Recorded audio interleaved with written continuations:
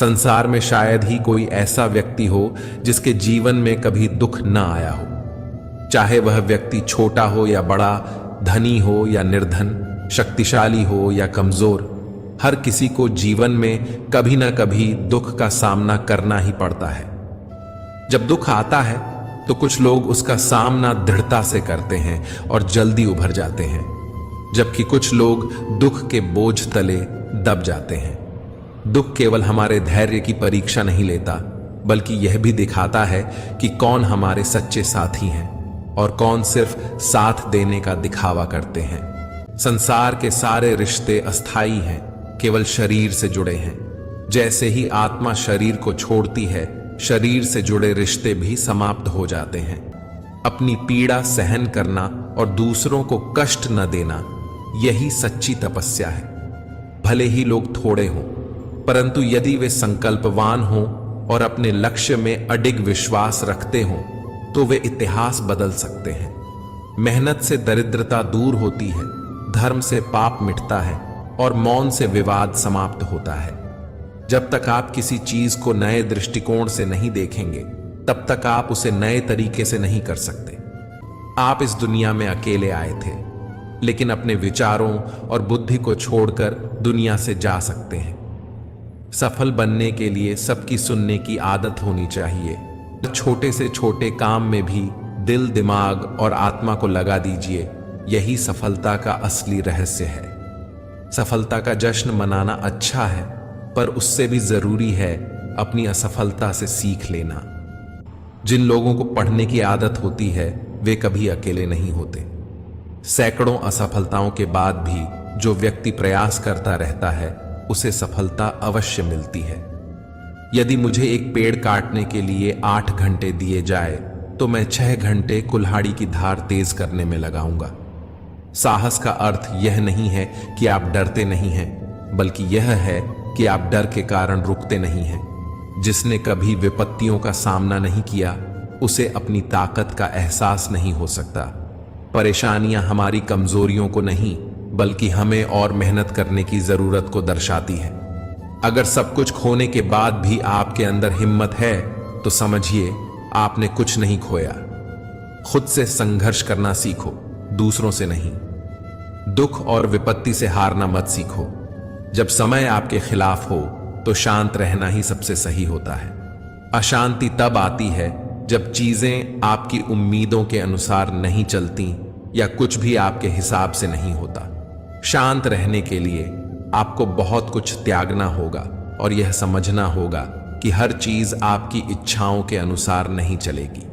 इसके अलावा दूसरों से कोई अपेक्षा न रखें। जब हम किसी से कोई उम्मीद लगाते हैं और वह पूरी नहीं होती, तो मन दुखी होता है और यह सोच सोच कर मन अशांत हो जाता है। जब मन अशांत हो तो कुछ भी अच्छा नहीं लगता और व्यक्ति खुद को शक्तिहीन महसूस करने लगता है। जितना बताया जाए उतना ही सुने, उससे आगे का जानने की कोशिश ना करें। अपने धर्म के अनुसार प्रभु में मन लगाएं और उन पर विश्वास रखें।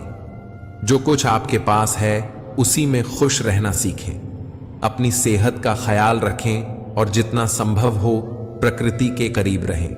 यह आपको शांति की अनुभूति देगा। मन का बेचैन होना स्वाभाविक है। उसे लगता है कि वह सोच विचार कर हमें हर मुश्किल से बचा लेगा, लेकिन ऐसा नहीं होता। हम अपने जीवन का काफी समय चिंता और तनाव में बिताते हैं।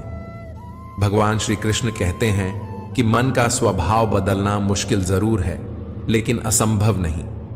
सही करने का साहस उन्हीं में आता है जो गलतियां करने से नहीं डरते।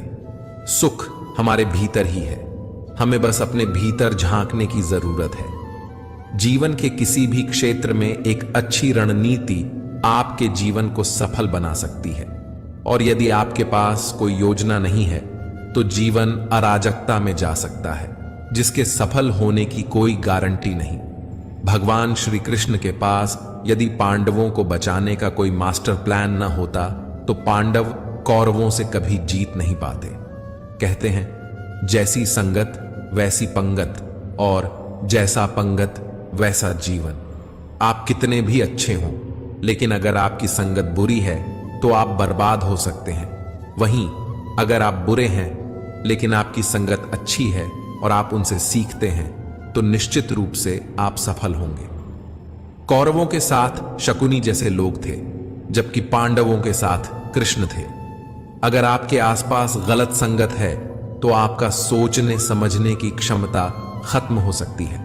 मित्र और शत्रु की पहचान करना सीखें। महाभारत में कई मित्र थे जिन्होंने अपनी सेना के साथ विश्वासघात किया। कुछ ने समय आने पर पक्ष बदल लिया। इसलिए कभी कभी मित्र के वेश में दुश्मन आपके पास आ सकते हैं और आपके रहस्य जान सकते हैं। बोल वचन हथियार से ज्यादा घातक हो सकते हैं। महाभारत का युद्ध नहीं होता अगर कुछ लोग अपने शब्दों पर संयम रखते। जैसे द्रौपदी ने अगर दुर्योधन को अंधे का पुत्र भी अंधा नहीं कहा होता तो महाभारत नहीं होती। शिशुपाल और शकुनी हमेशा चुभने वाली बातें करते थे और उनका अंजाम सभी जानते हैं। सबक यह है कि बोलने से पहले सोचें कि इसका आपके जीवन, परिवार या राष्ट्र पर क्या असर होगा।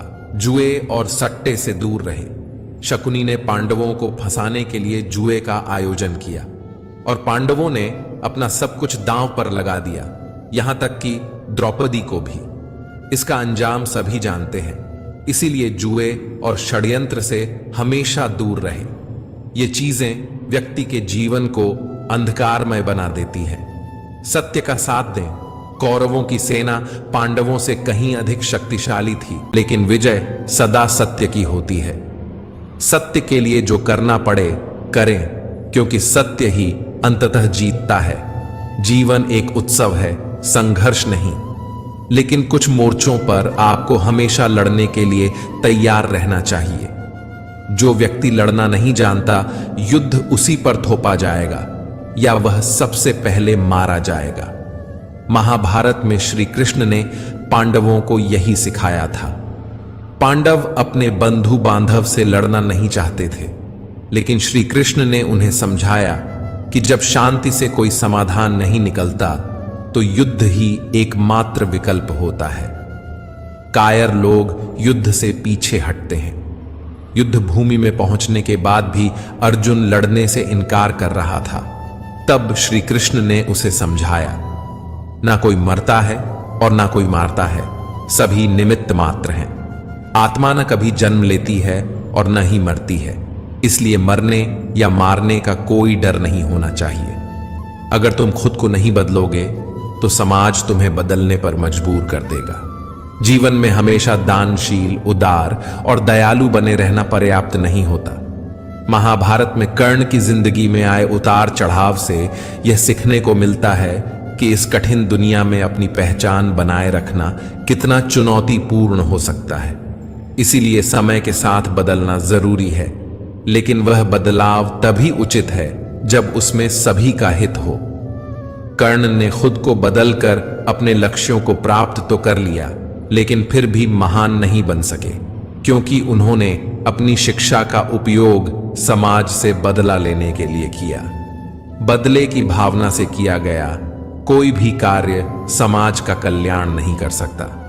शिक्षा का सही उपयोग अनिवार्य है। समाज ने एक महान योद्धा कर्ण को तिरस्कृत किया, जो समाज के लिए बहुत कुछ कर सकता था, लेकिन समाज ने उसकी कद्र नहीं की, क्योंकि उसमें समाज को नष्ट करने की भावना थी।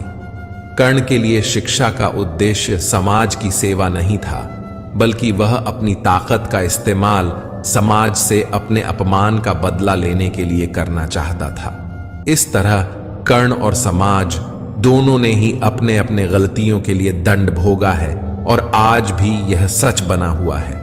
यदि कर्ण समझ पाते कि समाज व्यक्तियों का एक समूह है जिसे हम लोगों ने ही बनाया है, तो वह संभवतः समाज को बदलने का प्रयास करते, न कि उससे घृणा करते। अच्छे दोस्तों की कद्र करें। ईमानदार और निस्वार्थ समर्थन देने वाले दोस्त भी आपका जीवन बदल सकते हैं। पांडवों के पास भगवान श्री कृष्ण थे, जबकि कौरवों के पास महान योद्धा कर्ण था। इन दोनों ने अपने अपने पक्षों को निस्वार्थ समर्थन दिया था। अगर कर्ण को छल से नहीं मारा जाता तो कौरवों की जीत सुनिश्चित थी। पांडवों ने हमेशा श्री कृष्ण की बातों को ध्यान से सुना और उन पर अमल किया, लेकिन दुर्योधन ने कर्ण को सिर्फ एक योद्धा समझकर उसे पांडवों के खिलाफ उपयोग किया। अगर दुर्योधन कर्ण की बात मानता और उसे घटोत्कच को मारने के लिए मजबूर नहीं करता, तो कर्ण के पास जो अमोघ अस्त्र था उससे अर्जुन मारा जा सकता था।